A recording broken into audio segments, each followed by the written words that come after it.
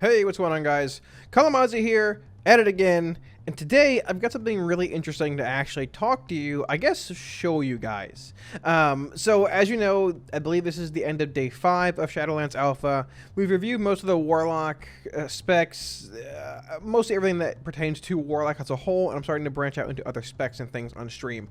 I did, however, want to take some time today on stream to look at professions in Shadowlands, and we found something pretty interesting. Now, I know that Wowhead and certain websites have posted information about the legendaries in Shadowlands, but I don't think we've actually seen the items as of yet, or the reagents, things like that.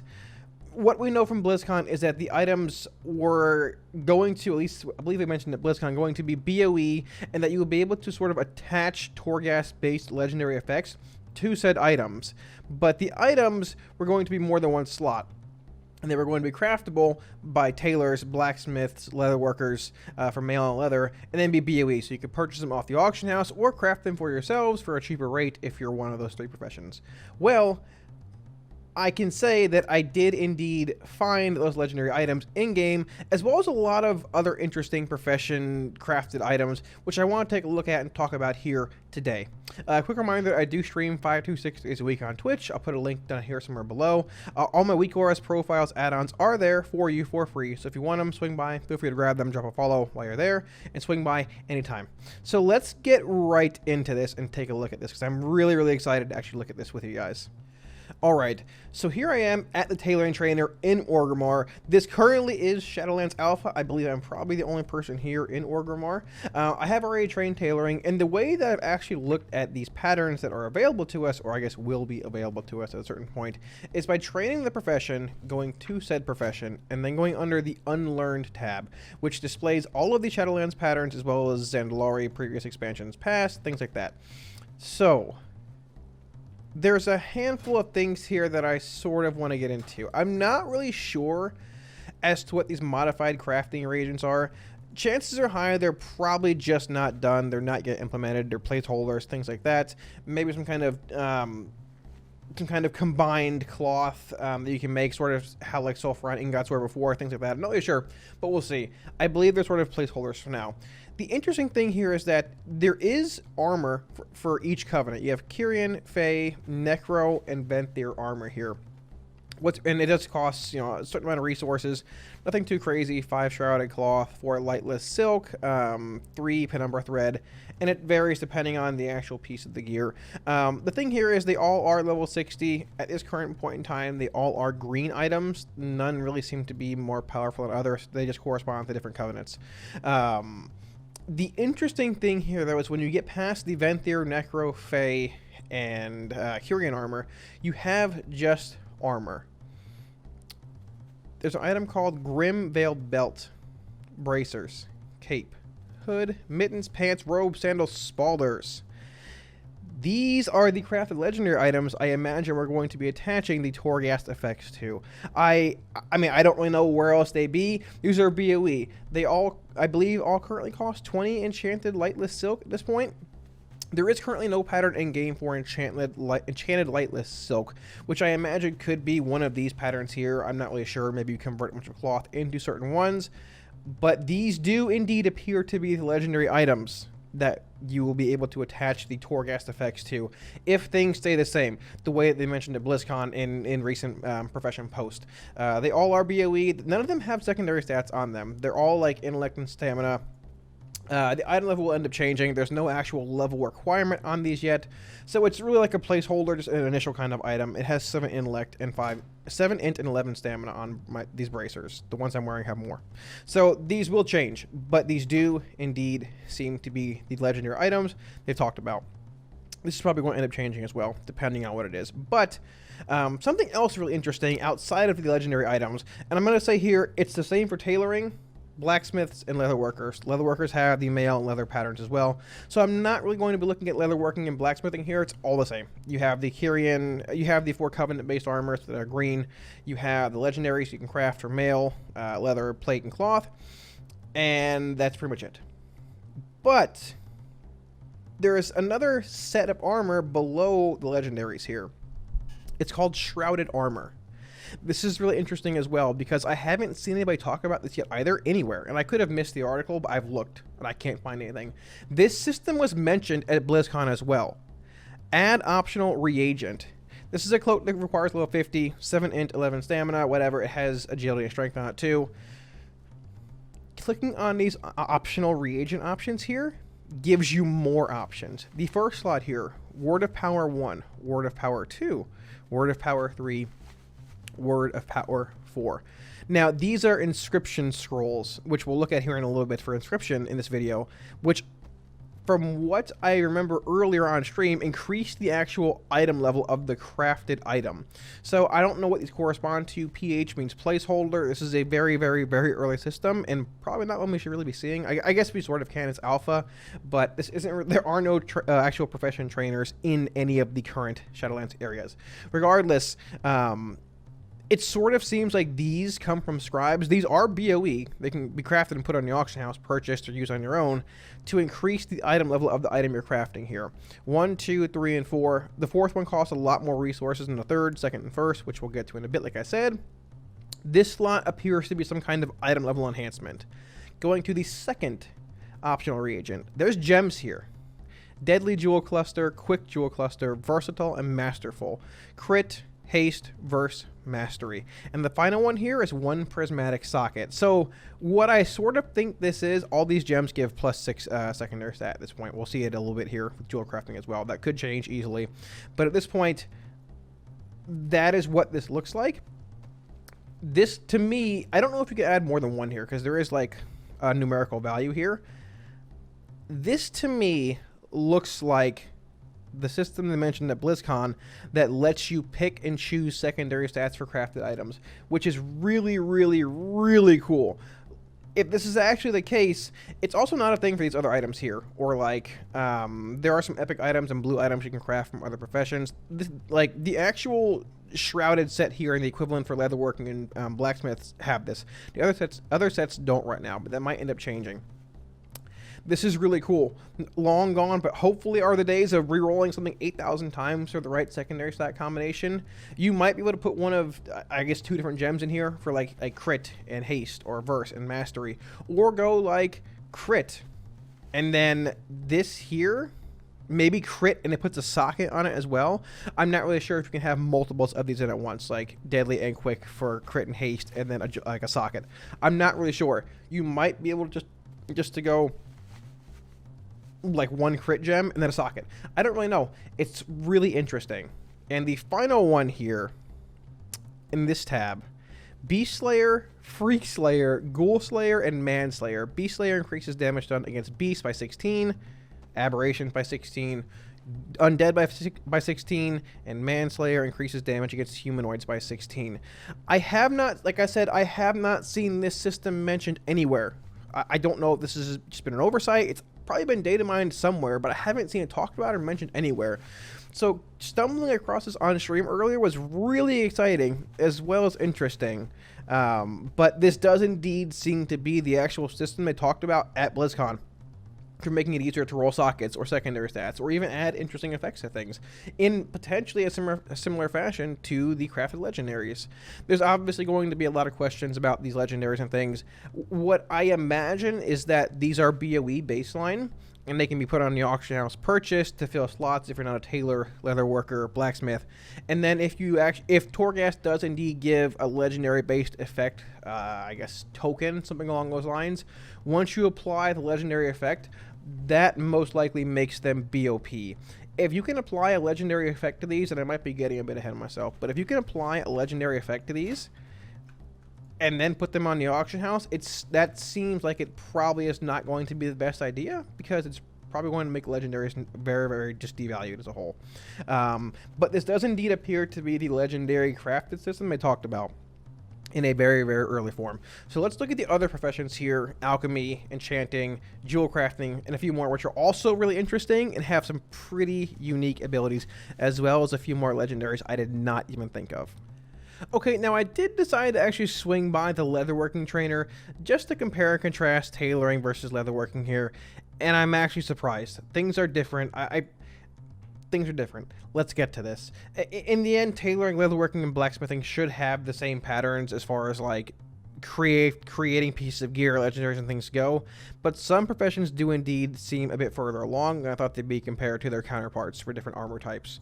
Leatherworking does have the armor kits back, apparently. Increases the strength of an item, the stamina of an item worn on chest, legs, hands, or feet by 8 for 2 hours. It's actually not permanent. It's just for a bit, for an hour or two, it seems. It's a little not like the actual armor kits, but they weren't really used a whole lot anyways. Drums are here. It is indeed a 15% haste increase and not 25 or whatever it is currently, but we'll take what we can get. Masterwork leather armor. So here is the actual leather crafted legendaries. They're all honestly, it doesn't even... They're actually different. This is interesting here. They're actually different from the tailoring ones. The tailoring ones don't even... They don't even have any flavor text on them. Like, look at this. They're actually labeled an exceptionally well-crafted piece of armor worthy of being empowered by the Rune Forger. So these are more so the legendary items we know we're going to empower with Toriast abilities, right? They also have an add optional reagent option on here. I haven't clicked this. I don't know what it does. Okay. It's actually the same Word of Power scrolls. This is interesting here. +4 armor, +3 armor, test, and 1 armor. So these obviously aren't going to be the end-all, be-all enhancements. Pretty interesting here. Let me see. This is the leather versions. The male versions have the actual same flavor text on them. Item level 72 requires 60. I imagine they're BOE. It doesn't mention either, so I imagine they are. Pretty interesting here. Let's keep moving along here. Desolate leather vest. Mail armor, sorrow scale, fey leather. So this is also different from tailoring, right? They have the same slots on here: 2 stamina, 5 stamina, 6 armor. The inscription enhancement, jewelcrafting enhancement, and this was the actual random additional damage to beasts or humanoids or whatever. These are actually blue items though, and there weren't, even looking at the green items here, they have a slot available to them for mail armor. So this is what I was saying. I said in the end, for tailoring, I imagine all these pieces of crafting gear probably have some kind of extra optional reagent slot available to them. It does indeed seem that leatherworking is probably a bit further along than tailoring, and in the end this could all end up changing, but this looks like a more complete system. You have Necrolord leather, Necrolord mail, they all have the additional optional slots on them. Venthyr leather, Venthyr mail, weapons, a bow, fist weapon, more bows, things along those lines. Green weapons here. There's actually a mount, which is interesting. A mount equipment, I'm sorry. Equip in your mount equipment slot to prevent you from being dazed while mounted. Does not work in battlegrounds or arenas. Feels bad, man. Comfortable riders barding. So there's a barding. There you go. So a lot of crafting gear here. The legendary items do seem different. They seem like they're further along here than the tailoring ones do. We'll have to see, but these are certainly, without a doubt, the actual crafted legendary items that we'll see in Shadowlands. Alright, here I am at the Jewelcrafting trainer. Now, I've already trained Jewelcrafting, and we're already looking at the unlearned recipes for Shadowlands. The first thing that I want to show you here, red and yellow make orange. Red green gems and yellow green gems make orange blue gems. This is a change to the jewel crafting system that I think was sort of overlooked in the initial profession data mining notes and things like that. All of the blue gems here currently, all of them require green gems to make. So what this appears to be is that you don't, to me, this is the way I interpret this. You don't prospect, you don't find blue gems anymore. They're just made with the actual green gems from ore, and which are combined to make the blue ones. If that's the case, this is a great change to jewel crafting. Everybody knows how irrelevant the green gems are past the very first 2 hours of an expansion launching. Nobody uses them. You just vendor them, unless there's some weird way I don't know about in the last few months. They're just garbage. This is a great system that puts to use the green gems that have in the past been useless. The orange gem takes 3 red, 2 yellow to make the orange gem. If you find the baseline blue one, it just takes 5. So it's 5 of X combination of green ones, which is really cool here.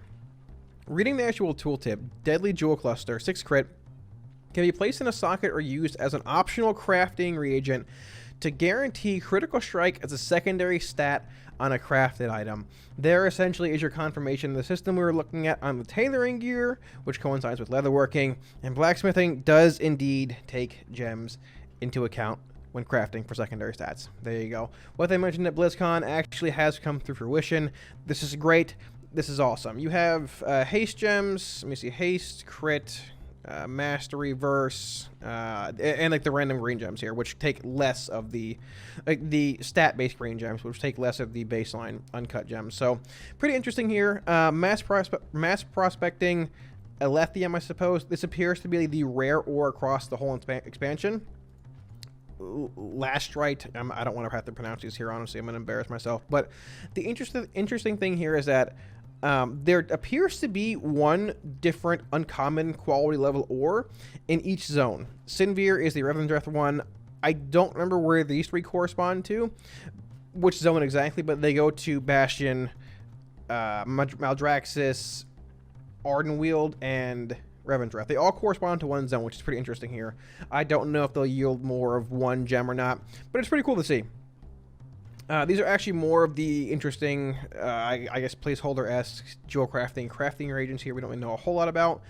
They take a crystal vial. They're not done. The cool thing here, though, necklaces. Jewelcrafting still has necklaces and rings you can make. I guess it still has rings. It has necklaces now as well because the Heart of Azeroth is gone. They're all blue.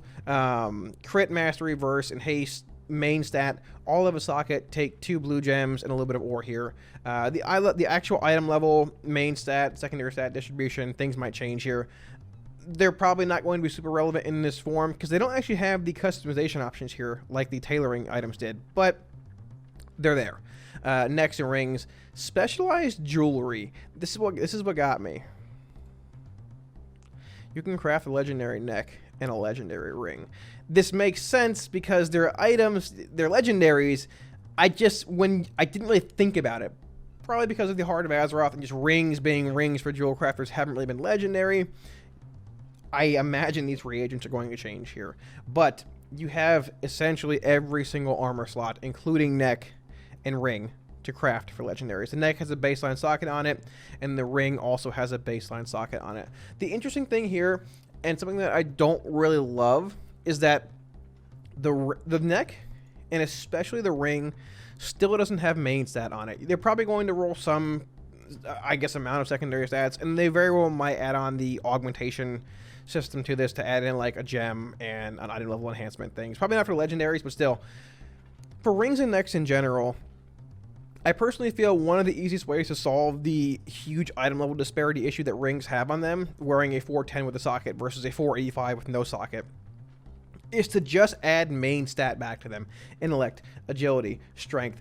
It's a pretty simple fix. Really wouldn't throw a whole lot off tuning wise, and it wouldn't really make somebody want to wear a 410 ring with a socket over a 481 on live. And that might be a bit excessive, but you get what I'm saying. The fact that this ring doesn't have a main stat on it, being intellect, agility, or strength, and the blue ones don't either here, is a bit disappointing.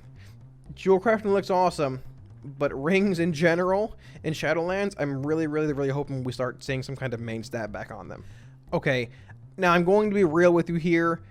I'm excited about the legendary system. I'm also really excited about Enchanting after what we've read over on stream. There's a lot to get to here, but you can see pretty quickly boots, bracers, chests, cloaks, gloves, they're all back for Enchanting, at least to a certain extent here. I imagine these are probably going to be elaborated on a bit more. Let's get into it. Boot enhancements. Permanently enchants boots to increase your agi by 4. Permanently enchants boots to increase your agi by 6. Permanently enchants your boots to temporarily increase your speed after killing an enemy. Now, I'm not sure if there's going to be like certain enhancements, like enchantments that correspond to only agi wearers and int wearers and strength wearers. If that's the case, that's sort of disappointing. I hope we see more enchants here, like eternal intellect, eternal strength. It's really early now. Chances are high we probably will. But that's all we have for boots now. Agility and speed of soul. Bracer enchants eternal intellect. Permanently enchants bracers to increase your intellect by 6. Increase your intellect by 4. They're out of order here, but same thing. Restorative binding. Permanently enchants bracers to heal you for 314 after killing an enemy. This could be really interesting. Now, 314 is not a whole lot. I'm at 10,300 health here at level 50 on a template character. My copied character from live, I think, had about 22,000, I think. But still, for like mass AoE farming and things, this enchant could be pretty impactful if you're pulling 10, 15, 20 mobs at once, and I guess, you know, LOL hit cap. But this enchant, I feel you might see being abused in certain areas. We'll see, whether it's current farming or legend or legacy farming. I'm sorry. Chest enchants. Eternal Bounds. Permanently enchant your chest to increase your intellect by 6 and your mana pool by 3,600, essentially 3,200. This is really cool. Now, obviously, it won't be super impactful for the vast majority of DPS. Probably like arcane mages, if they're still working off mana, might want this more than actual like warlocks or non-arcane mages. This is probably going to be pretty big for healers. It's pretty cool to see these kind of enhancements back. Eternal Bulwark, increase your armor by 60 and your strength or agility by 6. Your highest stats always chosen. Okay, sure. Eternal Skirmish, increase your strength or agility by 6 and give your auto attacks and auto shots a chance to deal additional shadow damage. It's pretty cool. It'll come in the tuning and things, but it's pretty awesome. It's like the first DPS one we've seen.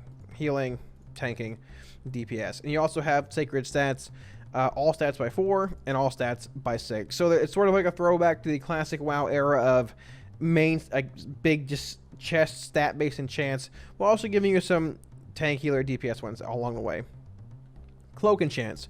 Fortified Avoidance. Enchant your cloak to increase your strength by 16 and your avoidance by 33. Interesting. Oh, sorry, your stamina by 16 and your avoidance by 33.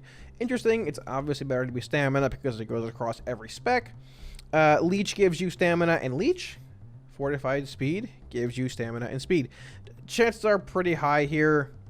Unless there's some odd fight or encounter where you really want the actual avoidance or leech, speed is impactful.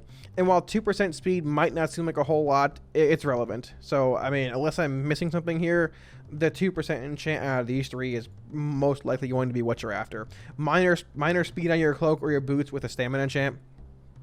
Pretty solid.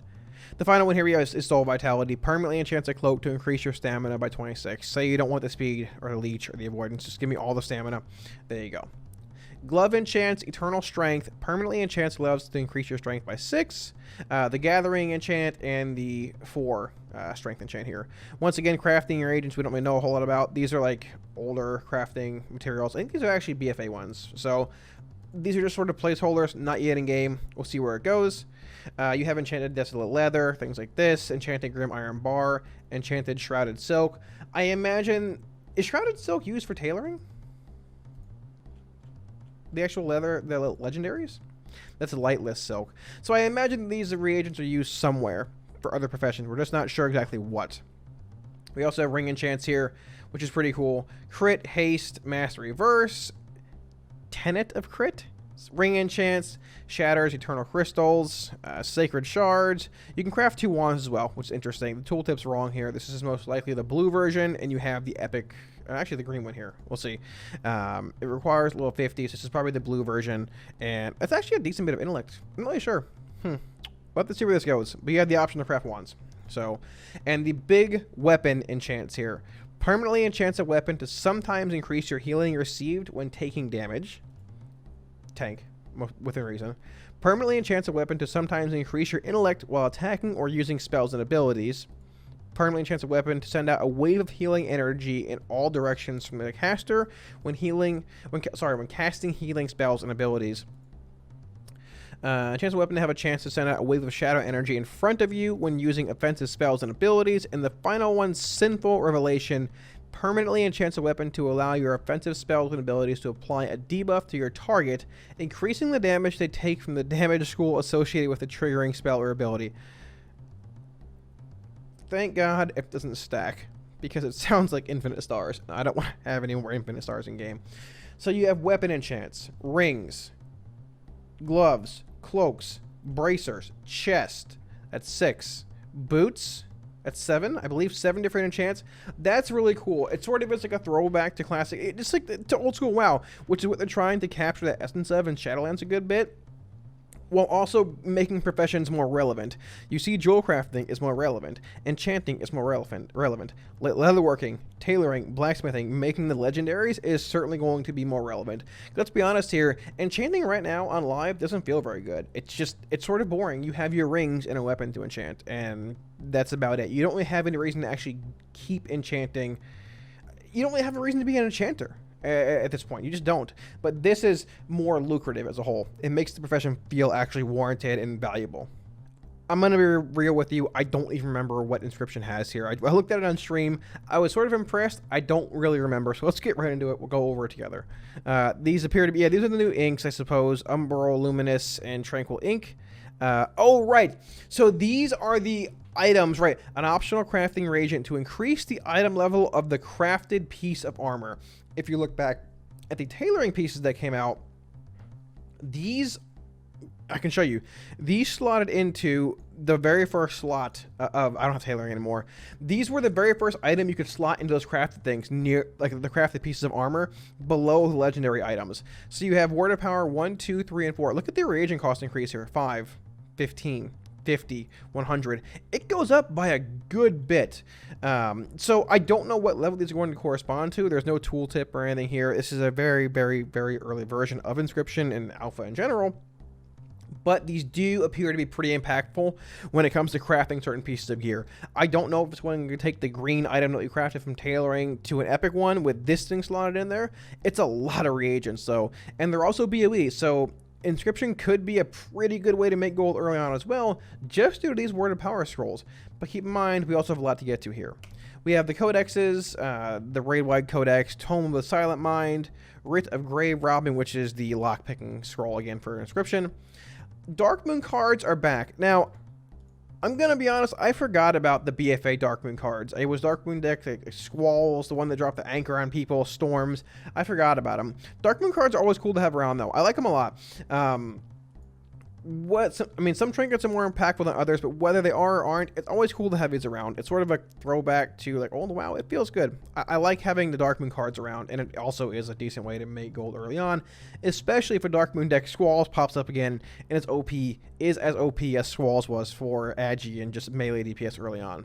You have your Vantage Rune for Castle Nathria. Nothing changed here. It's a verse increase, only 1 per week. It's the effect lasting the entire week.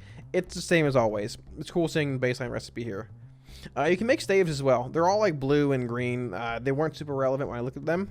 So, and as well as offhands here. So you have mass milling and things as well. So overall, like, I'd imagine the majority of the things you're going to make are the majority of the gold you're going to make is probably from these words of power once the Dark Moon decks sort of, I guess, fall out of favor, depending on if they're really impactful or not. I believe that there were actually the scrolls for Intellect, Battle Shout, and Fort were mentioned somewhere here as well. I don't currently see them in game right now, but they were mentioned to be a part of Inscription in Shadowlands. There was a recent nerf actually to Arcane Intellect, Stamina, and Battle Shout from the actual baseline class being Mage, Warrior, and Priest. So I wouldn't be surprised if the Shadowlands scrolls end up getting nerfed a bit too, but we'll see, because given the same amount of int attack power or stamina as the baseline class, it seems a bit OP. But Inscription also does seem to be in a pretty good spot as a whole heading into Shadowlands. Now, when we start to look at engineering here, things sort of feel familiar with how engineering typically has been. There's a lot of like random, semi-relevant, useful trinkets in here, which fits engineering, and then a lot of them just feel like, but it's engineering. So let's get right into this. Attach a device to your belt. When activated, magnetically suspends several small bladed weapons around you, causing any attackers to take damage. Dimensional Shifter gives you a pseudo invis, as long as it works, I imagine, and this gives you like a rocket jump in a sense. Electine Alloy and Favon Alloy, I'm probably like mispronouncing those, but these seem to be like the higher end crafting reagents for engineering at this point. You have bombs, Bouncing Boomer, which reminds me of I believe Fry Bombs' current expansion. You have Holy Hand, Grenade of Ardenwald. It deals holy damage versus dealing fire damage. It bounces up to 5 times. And Shadowland Mine. Places a mine in the ground that explodes when an enemy steps on it, dealing 1200 shadow damage to all enemies in a 5-yard radius and blasting them away. The engineer can also trigger the mine, but does not take damage. Pretty interesting here. I don't know if you can trigger this from range. I imagine you probably can. I'm not really sure. This seems pretty interesting. It'd be cool to see if these end up being relevant Mythic Plus to any extent. A lot of interesting devices here. See the souls of those in the Shadowlands. Open a singularity, pulling in all enemies in an area. I don't know. This thing sucks a lot. I don't know if this thing, if it consumes them and takes you out of combat. I'm not really sure. Short range teleportation. Teleport in a random direction instantaneously unless it backfires. I don't really understand this, but hey, that's engineering. Random crafting reagents. This is really interesting to me. So I don't know what this is. Torghast reconfiguration rig. I'm trying to think what we'd want to reconfigure in Torghast. I talked about it a bit on stream. I don't really know. I guess it could be re-rolling some of the ability to get to choose in Torghast. Something mentioned in chat.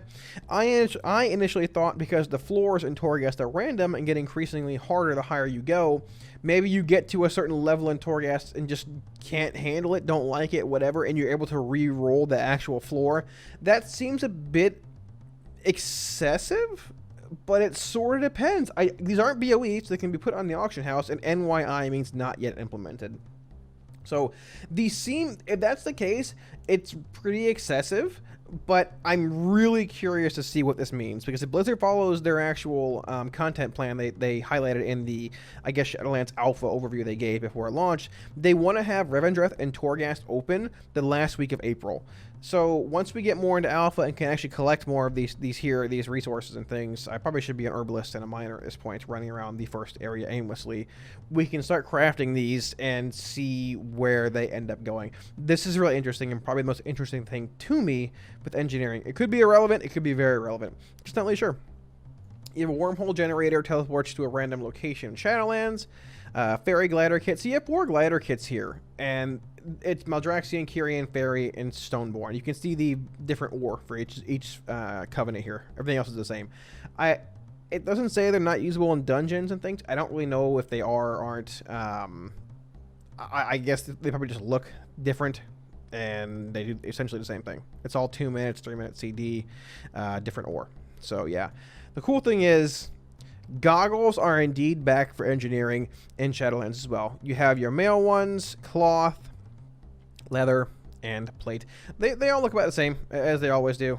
Nothing super impactful here. But the cool thing is, you have a craftable epic helm. Every time I look at this, I'm looking for Azurite traits from BFA. You have a craftable epic helm probably pretty quickly when you get to max level, which is cool. I don't know. 33 int and 53 stamina is a good bit. The helm I have on currently, and this template character has 20 int versus 33. So the actual stats here probably aren't set in stone for these helms. Where we go here. But it's cool to actually have them here. They don't seem extremely expensive here. 1 gem, 1 gem. It sort of depends how much this ore is. But once again, these reagent costs could change here. But it's cool to see that they're back for each spec. Random parts, just crafting reagents and things. There are scopes for, I would imagine, hunters, guns, bows, or crossbows. But they don't really say what they do. Use permanently attaches a scope to a ranged weapon, ... Now, my mind also wanders a bit towards like the Mechagon set that has, you know, if you have one ring and the other one, it forms that bonus. I'm pretty sure these just aren't yet implemented. The effects aren't. Have to see where it goes, but it's cool. Scopes are back, and you can actually craft weapons again. You have the calibrated proton blaster. I haven't even looked at the transmog on this. It looks sort of generic, but it's fine. It might not yet be implemented either. I don't know. You have the epic version, and I suppose it is item level 59. These will probably end up changing. But engineers can craft guns again, which is pretty cool. Besides that, that's pretty much it. A lot of like random trinkets. The Torghast reconfiguration rig is very interesting here. I don't know what this is, but to take away from this, you can craft engineering helms, guns, scopes, a very interesting, potentially useful item. as well as a few bombs and trinkets along the way for engineering. Alright, now Alchemy, in semi-similar form to engineering, has some new things obviously, but it sort of stays within the same range, or I guess scope of what Alchemy actually is. You have a spiritual antivenom, which cures poisons up to level 60 and reduces the duration of newly applied poisons by 50 for 2 minutes. Your eternal cauldron here, and a lot of combat flask. I'll read through them briefly because there's a lot of them here, even though half of them are like, there's the 4 baseline agi and strength spirit flask, and also one here puts the imbiber in an elevated state of focus where they can restore up to 2400, basically 2500 mana over 10 seconds, but they are defenseless until the focus is broken. So it's like mana tea, right? Spiritual healing potion, mana potion, basically the same as we have now, healing, mana, rejuvenation, a combination of the two. Potion of deathly fixation. Your damaging spells and abilities have a chance to apply deathly fixation to your target, dealing 62 shadow damage over 8 seconds and stacking up to 5 times. Upon reaching 5 stacks, deathly fixation explodes, dealing 2500 shadow damage to the target. If you consume this potion while your weapon is augmented with shadow core oil, the explosion damage is increased by 10%. Last 25 seconds. So we'll get to the shadow core oil here in a minute. But if you're thinking back to Burning Crusade weapon oils, basically. Potion of Divine Awakening. Your healing spells are increased by up to 1100 basically, based on the target's missing health.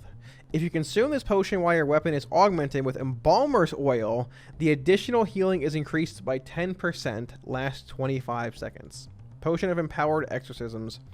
Your damaging spells and abilities have a chance to erupt your target's anima, dealing 215 shadow damage to all enemies within 10 yards of the target. If you consume this potion while your weapon is augmented with shadow core oil, the additional damage and range is increased by 20%, lasts the same duration. Finally, Potion of Hardened Shadows. Infuse your body with resilient energy, increasing your armor by 95 for 25 seconds. So essentially the armor potion of the expansion. And we also have Phantom Fire. I'm sorry. Your attacks and spells have a chance to send out a fiery projection at your target, dealing 1100 fire and shadow damage. If you consume this potion while under the effect or augmented with shadow core oil, the additional damage is increased again by 10%. So you might be asking, what is shadow core oil? Let's find it. Shadow core oil.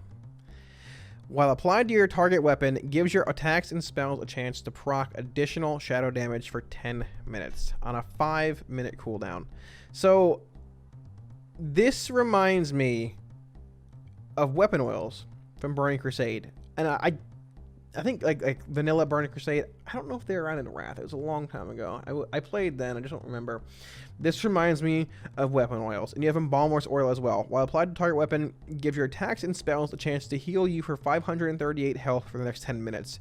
If already at full health, instead grants an absorb shield for 500 damage, lasting 15 seconds. These random extracts are things like crafting reagents, all that stuff, random violence, some herbs from the current zones. So what this reminds me of are the weapon oils from a long time ago. The interesting thing here, it costs 1 crystal vial, 2 death blossom, 1 vial, 2 marrow root. These last 10 minutes. I doubt they persist. They might persist through death because it's sort of on your weapon. It doesn't really matter. They last 10 minutes. They're BOE, obviously, so they can be sold in the auction house. They last 10 minutes. I'm pretty sure weapon oils lasted an hour. If not, maybe a little more, a little less. 10 minutes is not a lot of time. So if you're raiding, and this is required to raid, and it will be, you're going to need a lot of these. For a 4-hour raid, you're going to need 24 shadow core oils, which seems like not a lot, but I mean, give or take like 50 death blossom.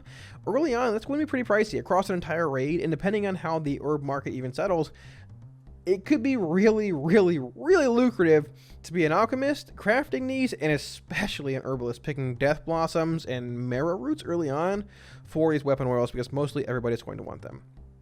There's a lot of transmutes in here as well. They're not in game yet. Random crafting range is not in game either. You have a spectral flask of power. Increases agi by 25 for 1 hour. They're basic flask. It's fine. Power. You have stamina here. The int ones and strength ones probably aren't in game. It's fine, they'll be here at some point. The last thing that I really want to hit on here, I guess you have the 4 utility potions as well. Stealth detection, swiftness, invis, and you have the curse one. The spiritual alchemy stone. Alchemy stones are indeed back. It seems to be basically the same thing we have on BFA now. Passive verse, a big main stat proc, strength adds your intellect for 15 seconds, and an increased effect from potions when wearing a trinket. So it's pretty cool. Alchemy is very similar to what we've seen in BFA in expansions past. Potions, flask, you can craft a trinket, but the weapon oils coming back are relevant, I suppose, and they could be pretty impactful, or they will be impactful, and it could be a pretty good way to make some actual gold in early Shadowlands. All right. Last but not least, we have blacksmithing. Now, once again, I did go over this on stream. However, I don't really remember a whole lot about it. So we're going to go over it once again here, and we're going to sort of just learn along the way. Bone grafted Aegis, a crafted shield. That seems to be there's some baseline green crafted armor here. Ceremonious helm. Once again, the actual green items here do indeed have the optional reagent slot on here. Tailoring did not on these early ones. So it seems the green items at this current point only have like 1 slot available. This is actually different though. This has the Beast Slayer, Freak Slayer, Ghoul Slayer, Manslayer effects on it. So it appears to be you can augment these lower level crafted items too. We're just not really sure to what extent as of yet, but it is cool to see this system in and functioning here. Since Steel Aegis, a lot of like baseline crafting gear. Crafting reagents here. What's this here? Skeleton key, so the blacksmithing skeleton key for the expansion. A lot of baseline reagents that aren't in game yet. Let's get rid of this. Specialized armor, shadow ghast arm guards, breastplate. This is the actual plate crafted legendaries.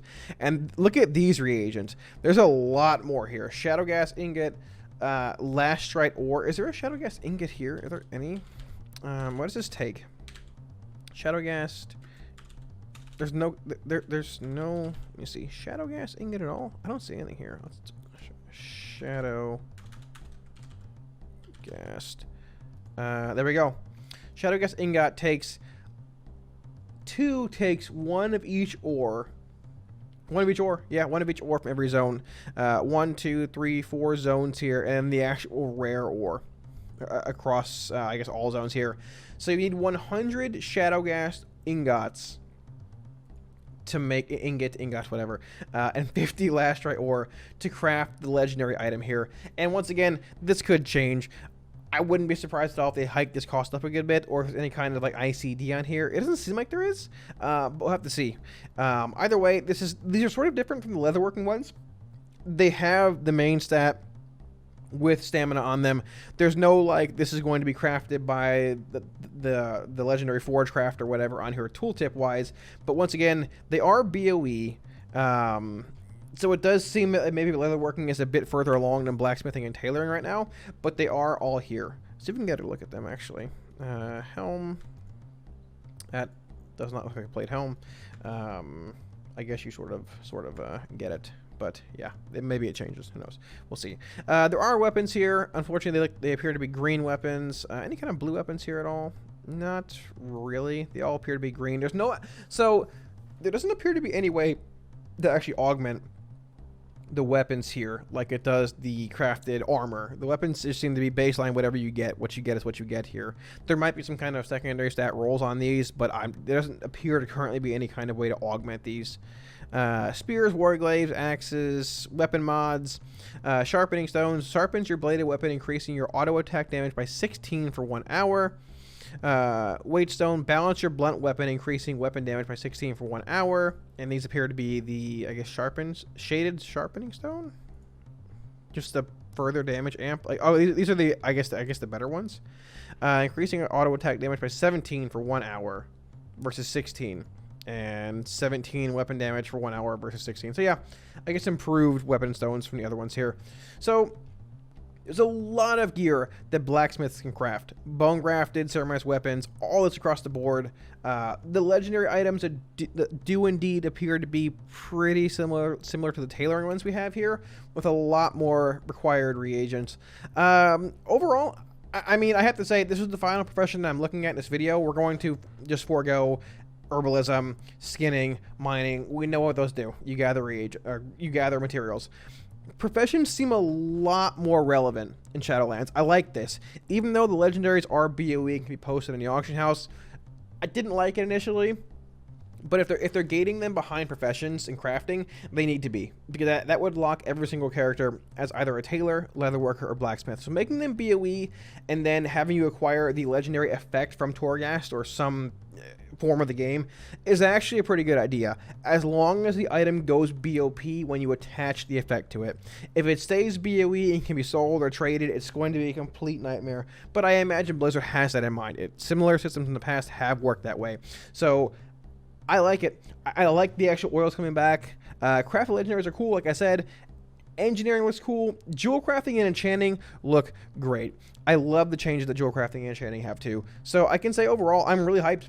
Shadowlands professions look really, really, really good. Thanks for watching, guys. I hope this video gave you all a better understanding of how professions currently are in the very first iteration of Shadowlands Alpha. Now, like I just mentioned, this is the very first wave of Shadowlands Alpha. This is the very first patch, the first build of Alpha. A lot of things can and most likely indeed will end up changing. You probably will see legendaries elaborated on a bit more, looking at tailoring, leatherworking, and blacksmithing. But I can say almost every single profession, actually every single one that I did review here, I'm excited about. It has some niche, unique kind of ability, crafted material reagent that makes it feel worthwhile. Professions feel worthwhile again, which is something that I can say hasn't really been, at least to me, they haven't really felt that way in a while. In WoW, it feels good. It feels like it's almost as defining as it used to be in BC, in Wrath, and that's a good thing, I feel. They're not too defining, they're not too restrictive. You're not going to see Warlock blacksmiths running around for sockets on their belts, but they're good. I like the changes. I think it's a good direction for the game. Let me know what you guys think of these actual changes in the comments below and how you think each profession looks overall in the first wave of Shadowlands. If you guys are interested in more WoW content, feel free to swing by my stream anytime. I'll put a link somewhere down here. All my week auras, profiles, add-ons are available there for you for free. While you're there, feel free to drop a follow and swing by anytime. Happy to help with anything you might need. If you want to see more WoW content, be sure to smash the subscribe button here, as your support really helps. Thanks a lot, dudes, and I'll see y'all again soon on stream. Peace.